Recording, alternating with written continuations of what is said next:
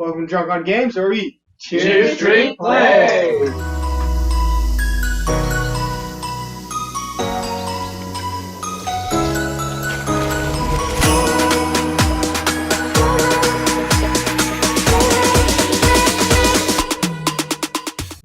Well met! We are Drunk on Games, and this is where we Cheers, drink, play! Today we are playing Legacy of Dragonholt. Before we get into how we play the game, let's go into who's playing the game, and I will start. I am Goen, a burrow gnome wildlander. I was a burrow gnome who often found themselves doing experiments, which didn't always explode, but enough to get me kicked out of the burrow on patrols, where I found myself often. But on my latest adventure, I was caught in a trap, and my gnome companions didn't come for me. The wildlander that came and rescued me, I made a deal with him that if he didn't eat me, I would help him find more game. And we've been friends ever since. Who are you? I am Grinkle the Fourth. I was raised in the military of Grinklesburg from a young age, serving my community. Now it is time to bring this training and this devotion to my Lord to my fellow orcs in the wilderness. Perhaps finally bring peace to the wildlands. Oh, and who am I? But of course, I am Julian Longwhisker, catfoot extraordinaire. Backstories are long and complicated, and a wondrous tale I'll tell you over a drink that you're buying for me, thank you. But in the meantime, I'll give you the brief introduction. My town doesn't like people who don't work hard. I guess that's the way I would put it. And I don't like to work very hard. I'd much rather fill my belly and have a good time. So, of course, when the famine came around, they got rid of me. But that's okay. I've learned to tell a good story and entertain the folks. So here I am, with my wonderful instrument, ready to entertain. Yes, who are you? Hi, my name is Nessa. I am a apothecary in the elf world, and I love to spend my time in the wilderness, collecting flowers, and lots of readings. I love to learn about alchemy, so I can make a little magic spells to do whatever I want. This game is like a choose-your-own-adventure book. We'll read sections and have a multitude of choices at the end. We will talk over those choices, but inevitably one person will make said choice and use their activation token. They can no longer make a choice until everyone has made one choice, at which point we flip them all back up, and it's free game who goes again. Well, let's set off. Our story begins. You slump down on the wooden bench, stretching your legs. You've been traveling for nearly a week now toward a small village called Dragonholt. Your journey is at the request of Celici, a former adventuring companion and friend who has since found her calling as a tutor to the children of Countess Regina Fairfax, Lady of Dragonholt. You take a moment to reread the letter. Letter. Yes, we have a letter. Mail time. You all watch so many shows. Looks like It's really just a one show. really just looks like a secret. I love them. My friend, I pray this letter finds you in good health. For she has terrible handwriting. For once, because I need you to travel. As you might have heard, I have taken a position as a tutor in the household of Lady Regina Fairfax, Countess of Dragonholt. Just outside the village, I elected to take this position because I hoped for some peace and quiet after this business in Nericol. Had I known what my future held, I would have done something else entirely. Regina's 3 children are more than lively enough to deny me anything resembling peace or quiet. Even now that they are mainly grown, I remain very busy. But I did not write you to complain about my lot in life. Are you sure? It's like half the letter already. Uh-huh. As you know, I never complain, even when the so-called dwarven wine is very obviously an inferior human vintage. Again, or when my very favorite cloak, the blue one, is stained by some drunken lush spilling his wine. Elves should really stay out of human affairs, taverns. I write to you because I fear something sinister is at work here in Dragonholt, and I require your assistance. I dare not say more openly, as I think it's likely this message will be intercepted. I can trust no one here to help me with this matter. After that business in Nericol, I have only you and a small handful of other allies left. Please help me. There's more at stake than you know. Sillies. They might get the red coat next time. Why does she complain so much? Seriously, it's like Also, it's literally half the letter. what do you mean that you pray this finds us in good health? For once. When was I sick? You are uncertain why Celicia has summoned you to Dragonholt. Her letter is strange, speaking only of a vague threat that requires your assistance. And although you are sure the letter was written in her hand, the message contains several details that you find uncharacteristic of the elf you adventured with in the past. You had never known Celicia to drink dwarven wine, and you would swear she always wore a green cloak. It is not unthinkable that her preferences have changed over the years. But something about the way the message is written makes you feel there is more to the letter than is obvious. You have always known Celicia to be excessively proper in her speaking. She must have been in a panic while writing to have produced so many spelling errors. Even more alarming is the brief note on the back of the letter. You had not received any word from Celicia before this one. Could she have sent another letter that was intercepted, as she had feared? And as a brief turn it around, we see that it says, please refer to my first letter. Regardless of the vagueness of her request, you owe Celicia at least this much after that business in Nericol. As the tutor in the employ of a countess, she may be in position to reward you handsomely for any assistance you can render. Excuse me, is this road the fastest way to Dragonholt? You look up from the letter to see Miriam, a gnome merchant. You've been traveling with talking to another traveler and pointing down a path toward a forbidding-looking forest. Hey, if you're going to Dragonholt, you'll have to go through Eventide Forest. Ain't no way around it. About a day's travel straight through. Marion thanks the traveler, and he continues on his way in the direction opposite the forest. You fold the letter and stow it away before standing. It won't do to rest for too long. You sling your baggage over your shoulder and prepare to resume your travels. Miriam turns to face you. Well, what are we waiting for? If that's the road to Dragonholt, let's be off. Miriam has been traveling with you for some 3 days now.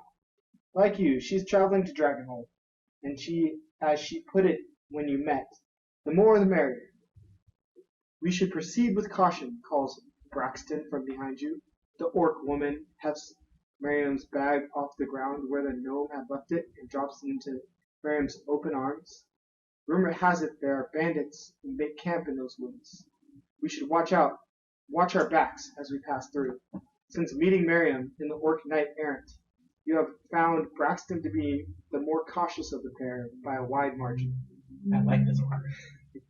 As far as you can tell, Miriam has hired Braxton for protection.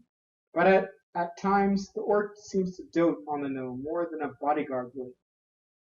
You nod in agreement at Braxton's comment. With a last fleeting glance at the crossroads signpost, you follow after the energetic gnome who has already started off towards Eventide Forest. So we have some decisions to make. Let's make some headway before we lose the light. Decision 1. What else have you heard about these bandits? Decision 2. Stick close, Miriam. It's dangerous to get separated. Decision 3. Let's say we I think we need more information. Ask away. Alright. Braxton strides beside you, keeping an ever-watchful eye on her eager companion. Not much.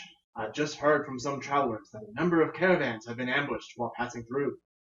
Valuable goods were taken, but the merchants and traders have been mostly unharmed.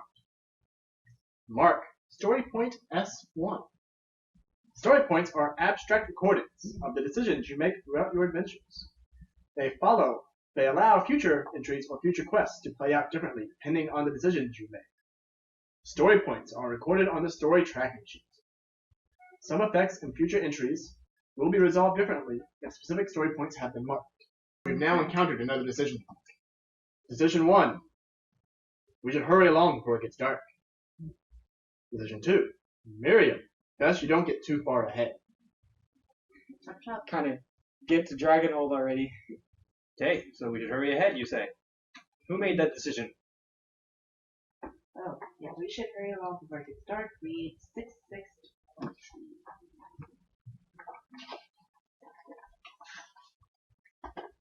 You hustle forward to catch up to the gnome and keep pace with her. Braxton falls in just behind you.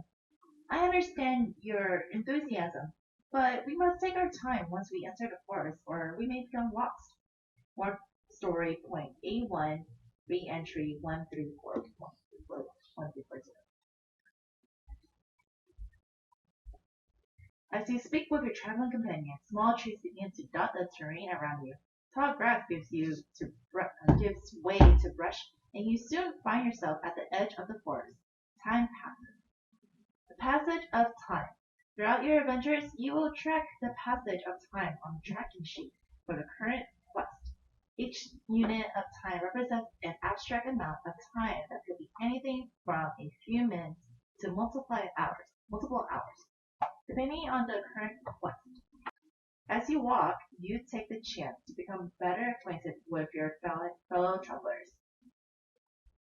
Ask Miriam what she plans to do in Dragonholt. This option does not exhaust your activation token. Or ask Braxton what she plans to do in Dragonholt. Seems like Braxton's just a guard. I would ask Mary. I'd rather agree. Mark story point E7, the next, and read 3579. I'm glad you asked, bubbles Miriam. I'm going to set up the finest apothecary shop that Dragonholt has ever seen. I'll brew potions and sell remedies and make lots of money. She nods, tossing a vial of pink liquid into the air and catching it, balancing it on her finger for no particular reason. My aunt can help me get started. She already runs the best inn in town, and she's a fantastic tailor too. Miriam flourishes her half cape, brightly colored tunic. I do appreciate fine clothes. They make people listen when you tell a good story. Oh, a lot of decisions. We can ask Miriam what types of potions she brews, ask about her family. We can exchange brewing recipes with her if somebody has an alchemy skill. We can compliment Miriam's attire and inquire about its maker if someone has craftsmanship or empathy. We could tell Miriam what we know of Dragonholt's markets if we know history or streetwise. I do. We can educate Miriam on methods for barter and trade if we have persuasion or streetwise. It needs craftsmanship. You're right, that is you. Yep. Compliment her on her attire for me because I don't have the right skills. Like, ooh, girl. Ooh, girl. I appreciate it, I just don't understand. 1942.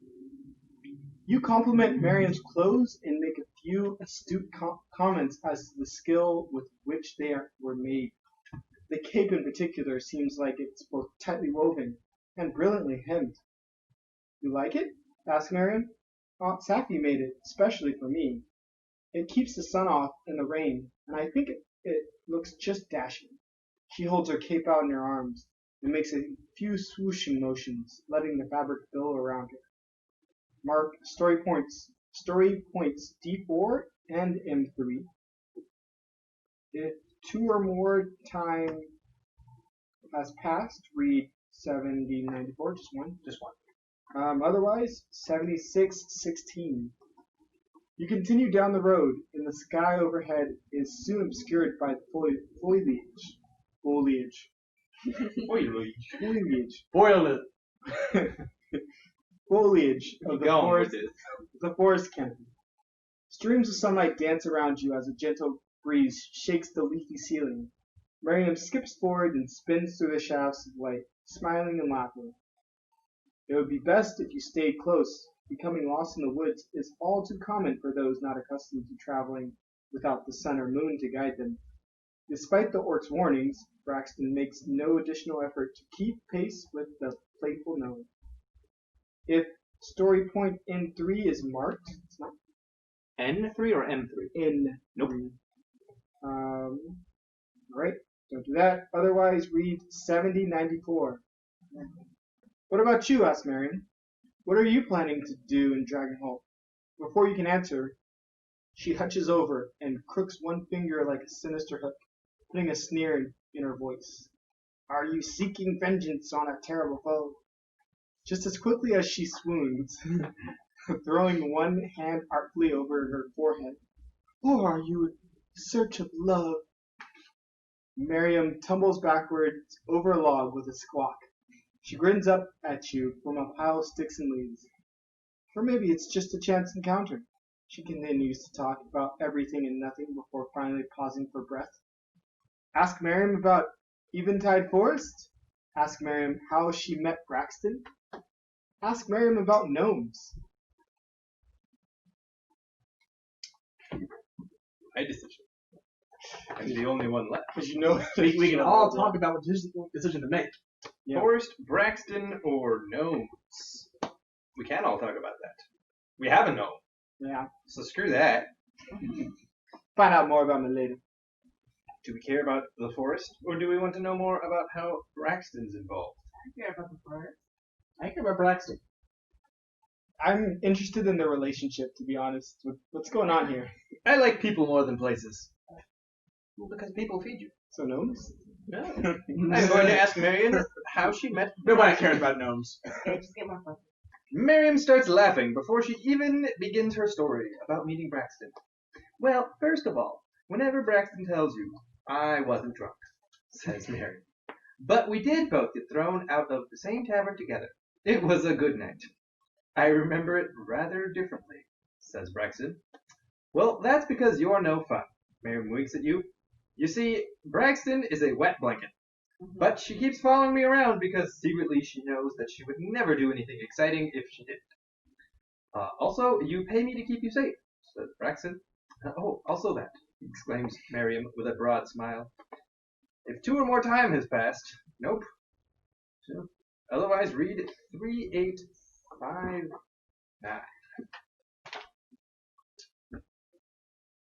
Eventide Forest is an intimidating landmark, and you can see why, Braxton was concerned. Within an hour of entering the forest, the thin, young trees give way to ancient, gnarled guardians. The light, leafy canopy transforms into an oppressive shroud that cloaks the road in darkness, even during the most sunny days. Time passes.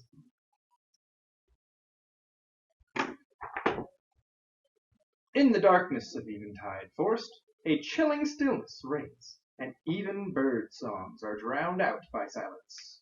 You continue onward, Miriam's usual banter, quieted by her new mood.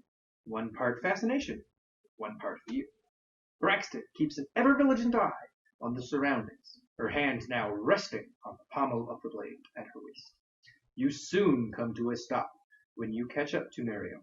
She is glancing down at what appears to be a small game trail that branches away from the main road. Up ahead, you see that a number of fallen trees are blocking your path. An old crossroads signpost marks the split, but the wood is too rotted and the writing is indecipherable. What do we do now? It doesn't seem like Lady Regina has been alerted yet. Braxton strains to look over the fallen trees. We could clear the road ourselves, or send word to Lady Regina once we reach Dragonholt. We could try this trail, offers Miriam. Maybe it connects to the main road on the other side. Everyone can flip their tokens, by the way. Indeed. So we can either scout the game trail and report back, climb over the trees and just continue on the main road, or clear the road of debris before continuing. I do not like hard work, so I would climb the trees and just walk up Okay. But we don't know where that road goes. the main road. No. I'm saying climb the trees and continue on the main road. Yeah. Okay. Scouting the game trail. That's adventure. That's an adventure. I do like adventure. But scouting is work. If we just take that road, that'd be fun. Scouting is work. That's sticky. Something's off about that sign too. I don't know if you trust it. What does it? Nothing. We couldn't read You it. couldn't read it. It says, It was like clearly like a signpost pointing to go a certain way, and the rotting trees that just happen to block the main path. what are we doing? We're climbing. Over. Climb over the trees and continue. Trust no other trails. Climbing over the fallen trees proves more difficult than you expected. No, didn't have high hopes. It It seems that one enormous tree fell and brought several others with it, resulting in an extensive tangle of branches and boughs. Many of the trees that collapsed were dead, and their branches have a tendency to break off with a sharp crack when subjected to the slightest weight. Otherwise, are still fully leafed, making it difficult to see where you are going. We should proceed carefully, says Braxton. These trees must weigh several tons. The pile shifts unexpectedly. You could be crushed. Time passes. You each lose 1 stamina. You each lose 1 additional stamina unless you have athletics skill. But agility. Stamina, yeah. Stamina. Stamina, obviously. I have a stammer with my saying stamina. Like legit say athletic skills or Yeah, it's legit athletic skills. dang it. Nice try. Just athletic.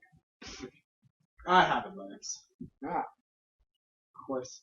I expect nothing less from training.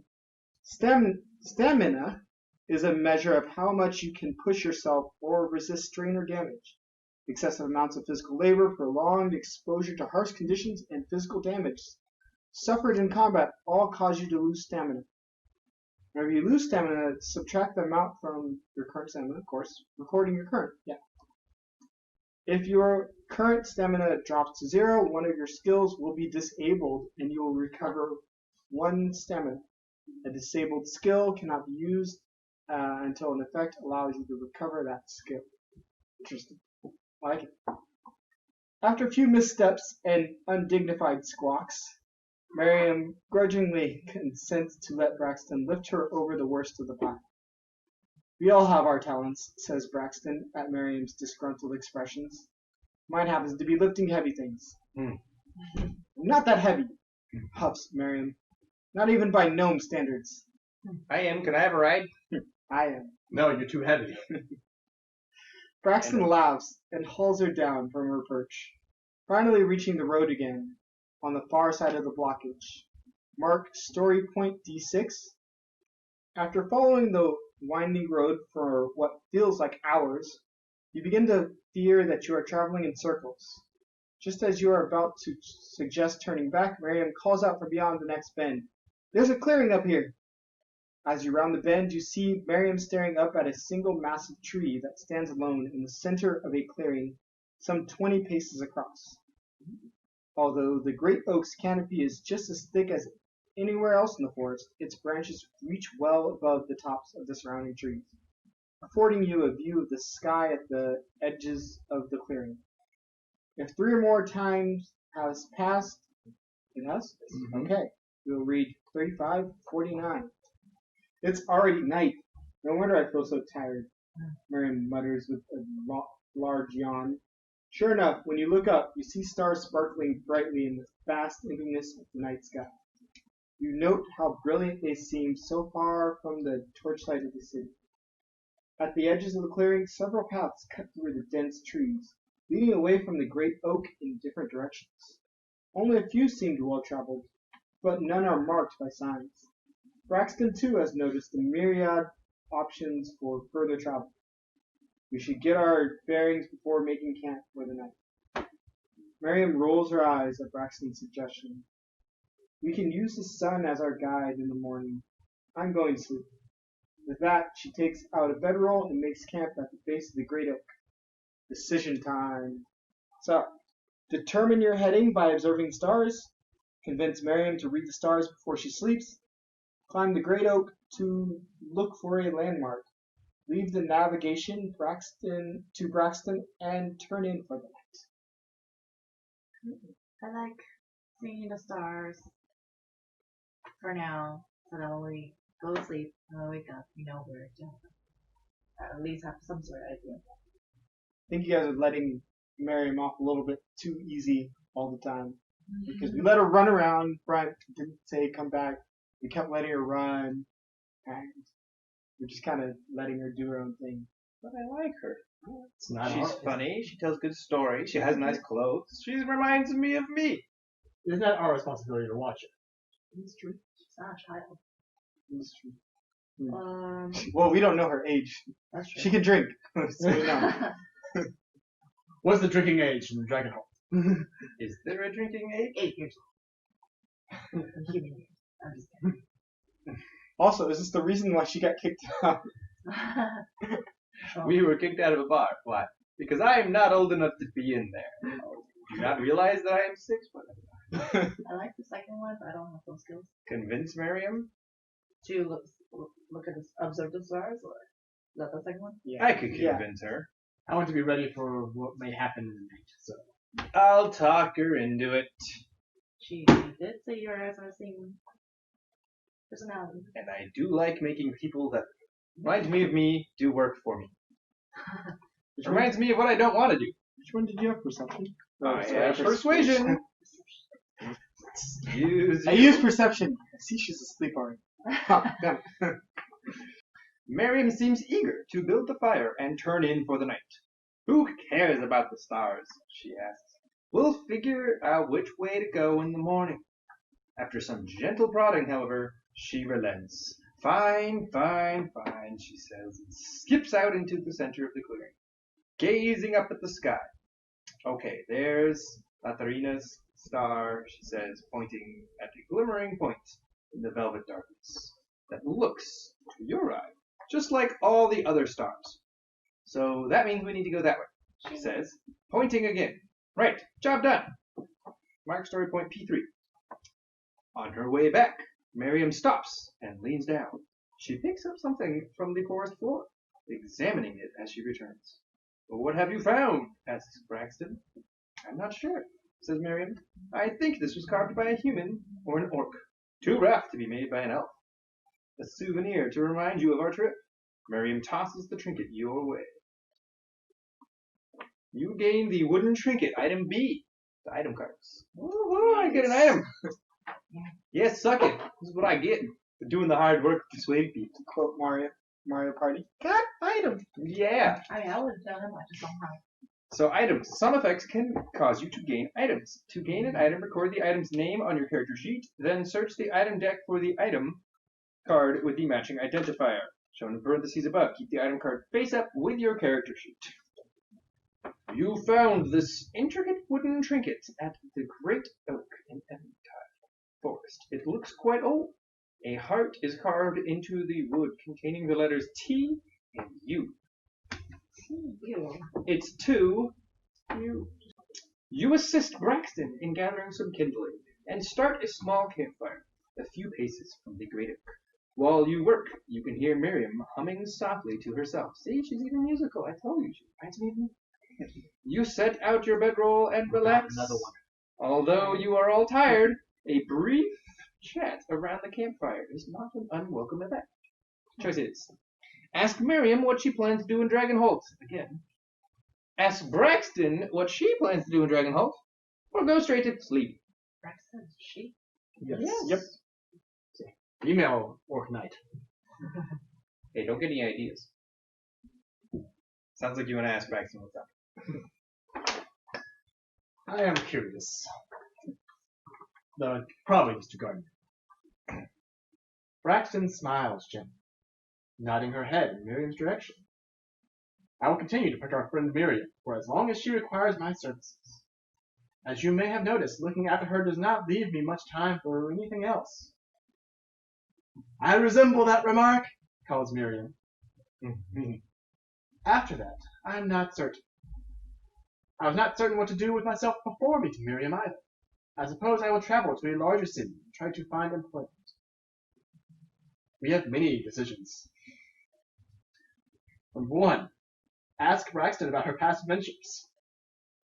Ask Braxton how she met Miriam. Tell Braxton about your past adventures. Ask Braxton which lord she served. Ask her about her military training. Show Braxton how to foil sleight of hand. And these are the last 4 required different skills. So to tell about past adventures requires deception or performance. Nope. You're doing it. Oh, me. Yeah, you're the only one left. To ask Braxton which lord she served requires empathy or history. Nope. For her military training is history or military. Nope. Or for how to foil sleight of hand is awareness or thievery. Awareness. Ah. The other 2, the asking about her past adventures or how she met Miriam require nothing. I like asking about her. So about ask about her past adventures, pass the book. I want to So know that her a is- bit more. Not so much about Miriam. Everyone tokens up. Oh, I do what I can to avoid adventure, says Braxton with a gentle smile. It's safer that way. After a few more questions, she sighs. Very well, I shall tell you about the day I received my knighthood. I was quite young and very foolish, and I came across a battle between Lord Garrett Collars, knights, and a large pack of beastmen. I leaped into the battle, hurling my spears at the creatures. I soon ran out of spears, but there was no shortage of beastmen, so I took up the sword of one of the fallen knights and continued to fight. Her fingers brushed the hilt of her sword as she speaks.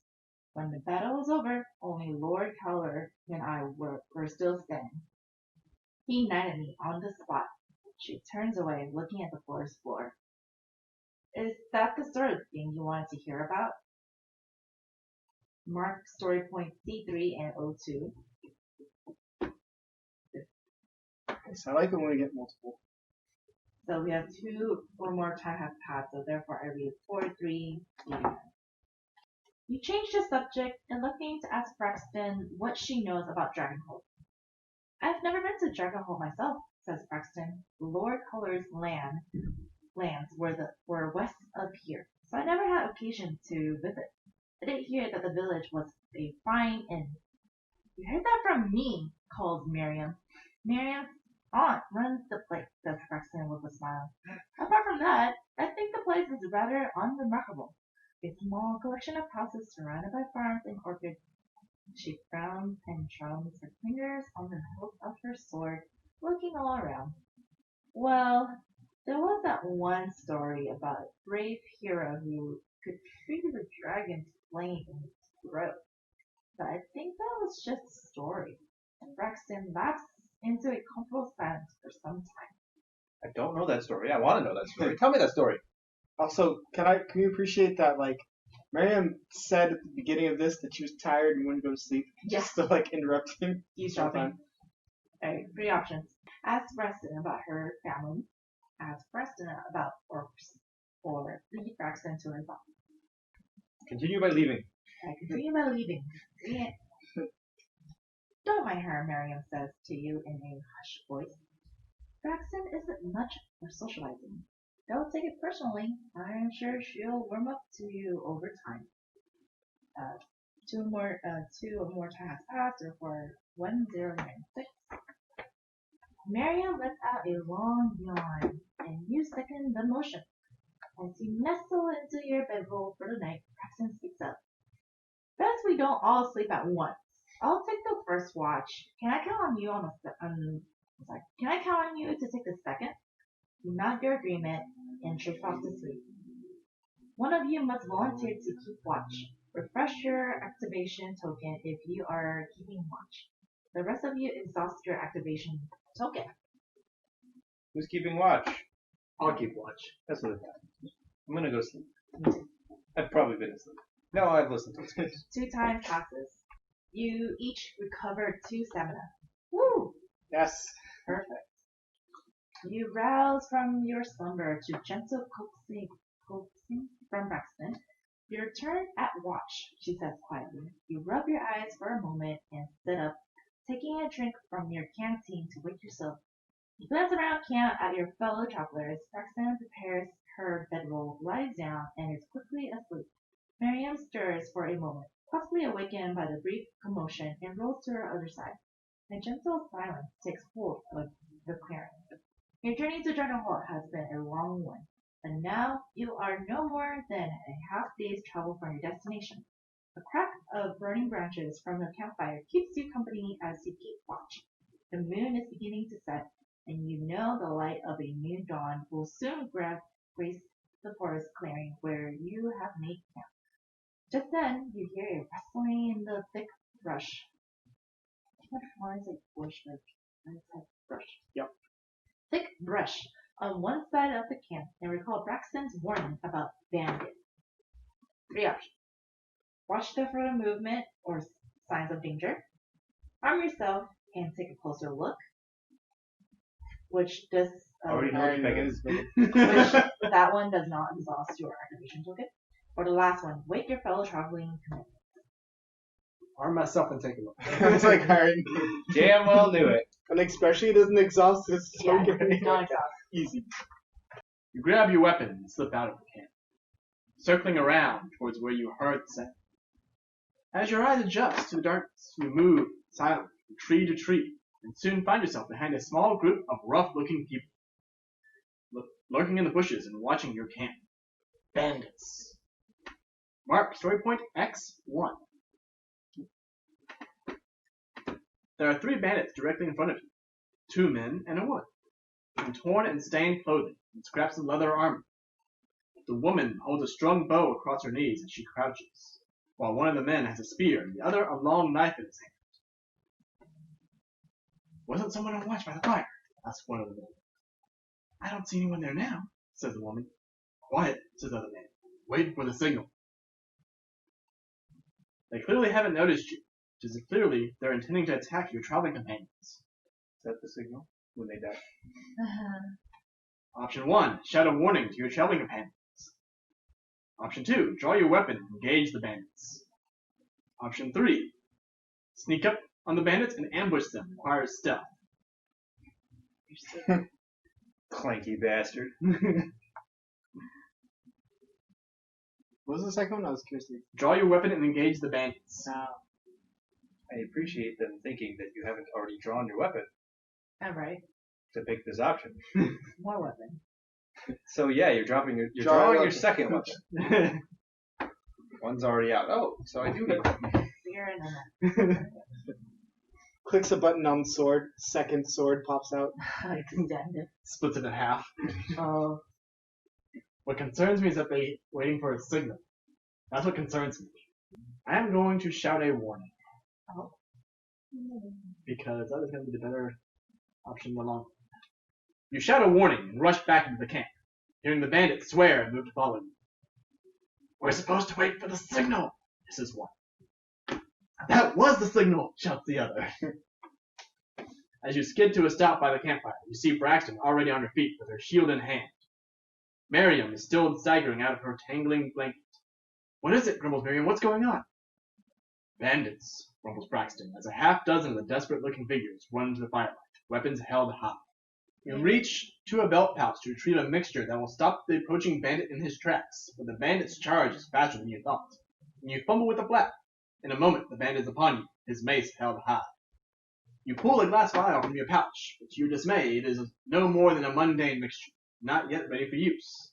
The bandit swings his mace, clipping you on the shoulder, spinning you around. He swings again and catches you in the gut, knocking the breath from you. You lose 4 stamina. You stagger back as he raises his mace a 3rd time. You aim a kick at his knee. You feel his knee give out with a satisfying crunch and smash the glass flask against the side of his head, showering the surrounding area with shards of glass and glistening liquid. The bandit falls over, shrieking, clutching at his knee with his good hand and his face with his sharpened hook. You wonder if he might accidentally do more damage to himself than you did. You find yourself standing in a loose circle with your companions, and no bandit close at hand. Even more of the enemy emerge from the trees, however, and they begin to surround you. What now? Breathes Miriam. You're sure it's the first time you've heard fear in her voice. The bandit's leader chuckles and speaks, causing the firelight to play off the long scar on the side of his face in a sinister way. Drop your valuables and leave. There's no need for you to die here. The other bandits hoot and howl and brandish their blades and axes in the air in front of you. Braxton glances sideways at you. There are too many of them. We cannot win this fight. She edges backward, and you notice her lean in the direction of Dragonholt. You can't have my gold. I'm using it to start my business, hisses Miriam. Despite the bite in her words, you notice her hands trembling. So, decision time. Decision 1. Fend off the bandits long enough for the others to escape. Requires some kind of martial ones, brawling, dueling, or military. Create a diversion and flee towards Dragonholt. Requires deception or performance. Create a smokescreen and escape toward Dragonholt. Requires alchemy. Yep. Turn tail and run. Read entry 78 over. I like distracting. Distracting. There's two options for basically distracting them. There's a smokescreen and there's a diversion. I hate running from an enemy, but both of those are better options because you stay together as a group. I like smoke screen. Yeah. I'm very good at making smoke. Smoke screen. Pull out one of my one of your experiments. experiments, yes. Pull out a healing potion. Why is this healing potion smoke? Because it was a That's failure. Do I want to know? It's not finished. It was one of the Oh, failed it's ones. finished already. You smash a vial on the ground, releasing thick clouds of billowing smoke. I'll add injury to that insult, shouts Miriam. She tosses 2 handfuls of pellets into the smoke cloud. You notice the pellets change shape as they land. 4 triangular barbs protruding from each pellet like so many caltrops. That'll slow them down. The smoke soon obscures you and your companions, and you escape in the direction of Dragonholt. They can't have gone far, bellows the bandit leader. Find them! You run through Eventide Forest, scrambling and stumbling as you go. You're surprised to discover that you can see, and you realize that the sun must already be rising somewhere beyond the trees. Time passes. The narrow and twisting path soon comes to a steep climb with a rocky outcropping that rises above on either side. A large standing stone towers to your right. You can hear the bandits still coming behind you, shouting to their fellows like hounds on the hunt. But any pursuer will have to scramble up this same narrow gulch. And here are the options. Tip over the standing stone to block the path. Fire your bow from the high ground. Requires archery skill. Set a trap for the approaching bandits. Requires survival skill. Do you want to shoot things, or should we move the boulder? Shoot them. Shoot things it is. Her. Obi-Wan would be proud. Wait, fire High ground. I'd be the only one. Because you're the only one with archery. Oh. Yep. Shoot them. You're the only one with a bow. Much less archery skill. You settle yourself onto a rocky perch above the path and wait for the lead bandit to come into sight. Arrow knocked to your bowstring. Soon, with a shout, a tall, dark-skinned human with a shock of white hair leaps onto the trail. He rushes forward, axe in hand, and you draw back your bow. If you have awareness or willpower, I do. So 8202. You draw back your bow and send the arrow straight through the lead bandit's heart. He falls, but is soon replaced by a dwarf woman with an eye patch. You put an arrow through her remaining eye. Savage. You are no longer the person I'm going to turn to protect us. You fucked up. You put an arrow through her remaining eye and then into the arm of the orc man who is next into the gap. He bellows and pulls back, and you hear confusion and more shouting just out of sight. You have the bandits at bay. I was about to say, like, when you hear, like, the dwarven woman with, like, the eye patch, oh man, she has an eye patch. She's badass. Get shot through her eye. Remaining eye. When now she lost the first eye. Oh, that's how. With the bandits preoccupied by your efforts back at the gulch, you are able to gain a considerable lead on them. The rocky terrain continues to rise up around you, the trees of Eventide Forest becoming smaller and scrappier as you go. Soon you come to a sheer cliff face, only a few scraggly trees clinging to the rocks rising above you, some like stills across the sky above the cliff, a promise of freedom and safety. You could climb up to the top, but it would be a challenge. The path continues to the left a fair distance, then becomes a tight switchback crawling up to the top of the right. It would be a safer route on the top, but slower than climbing directly. So two choices, climb the cliff face or run for the switchback path. I said we try to climb. Obi-Wan would be proud. Yeah, I guess I Come on, could Claw.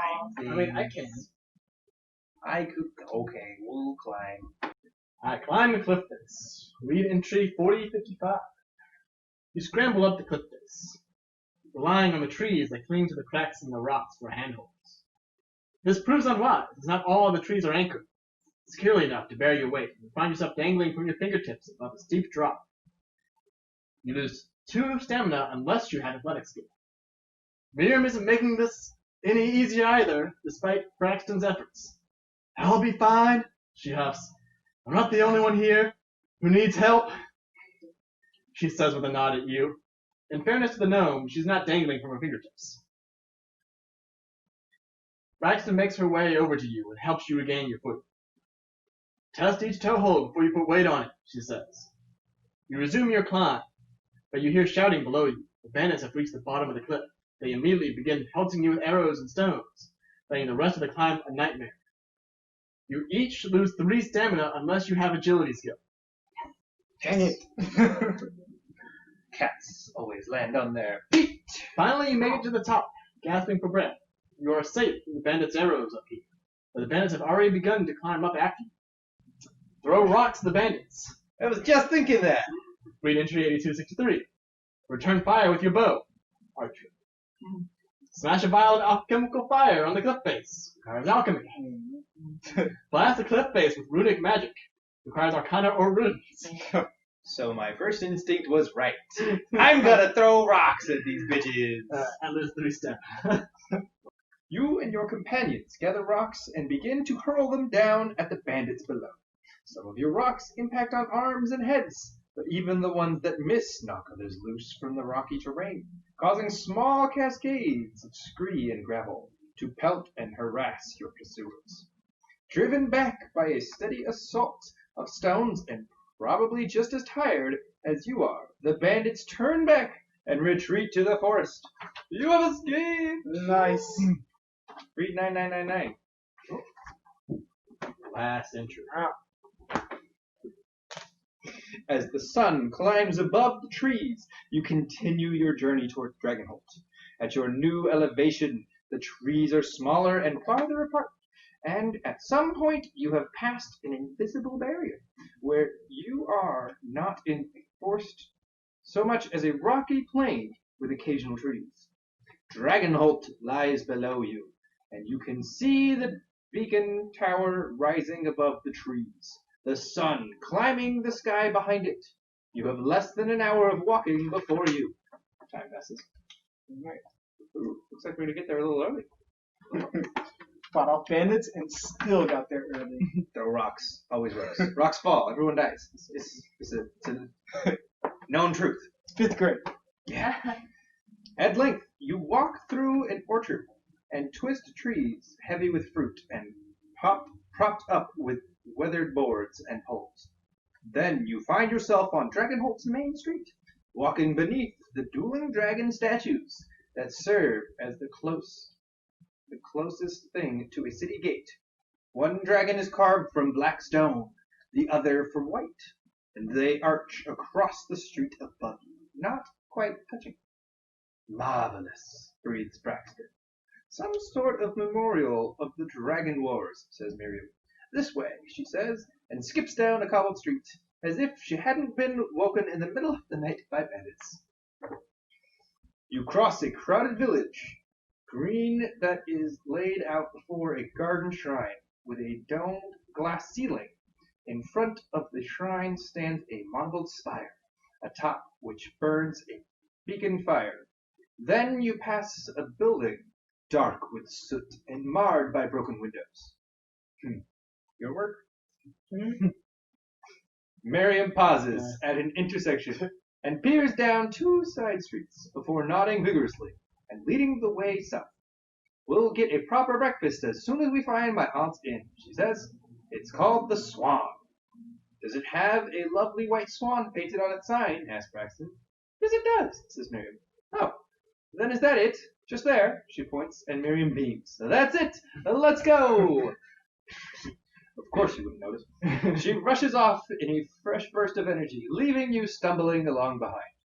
When you finally reach the Swan, you find Miriam babbling excitedly to a gnome who looks almost exactly like her, plus 20 years. You must be Miriam's friends, says the older woman. I'm Miriam's aunt, Sapphire. It's good to meet you.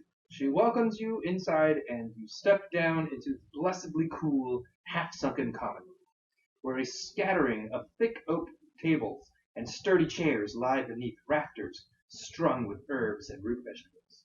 Thick iron lanterns rest on each table, none lit now, and light streams in from tall windows against the south wall. Please have a seat, says your host, and you do. God, I'm sitting. We made it, says Braxton, dropping heavily into the chair that creaks under her weight. I think I could sleep for a week. None of that, says Miriam. We have work to do. Braxton lifts her head and glares. Starting tomorrow, I guess. Let's all take today off. Miriam vanishes into a back room, then appears a few minutes later with a tray rattling with glass bottles of red liquid. Here, she says, and distributes the bottles. It's the least I can do for helping get me here safely. You gain 3 healing potions, item A. Distribute these potions amongst yourself as you choose. I'm not done reading, just who gets them. I'm kind of thinking like it doesn't. Yeah, I agree. Yeah. You get one, she gets one, because y'all kick ass. Well, she kicks ass. Yeah. Well, You supposedly. I'm also leaning towards The guy who explodes a lot? towards going because he also has a high stamina. Which if he goes half, he gets 7. That's fair. These two have the biggest stamina. You know, I'm equal for stamina. Fair enough. Yeah.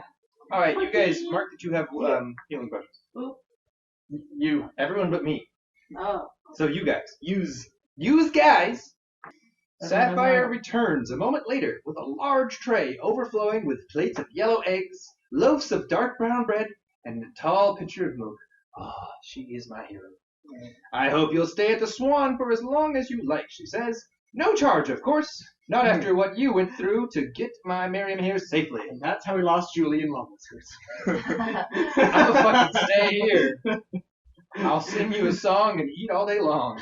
Keeps trying to go on adventures. Like, hey, can we get back? I got a show to play. Like, I have dinner plans. Miriam pours everyone a glass of milk. She holds hers aloft and exclaims, "To new roads! To New roads! Braxton takes a glass, holds it up, and looks from Miriam to Sapphire to you. To new friends! To new friends! To new friends! Woo! This is going to count this game, isn't it?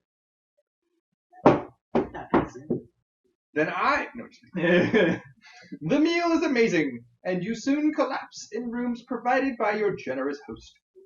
You doze through the majority of the day. After dinner, you rest in the common room, chatting idly with Braxton and another patron.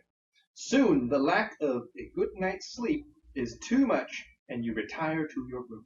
You will have to explore Dragonholt on the morrow. You each recover half of your maximum stamina. You each refresh your activation token. You each gain 1 experience. Your fame increases by 1. And this quest is complete. Read entry 1001 name. Okay. in Dragonholt Village Building. Woo! Nice.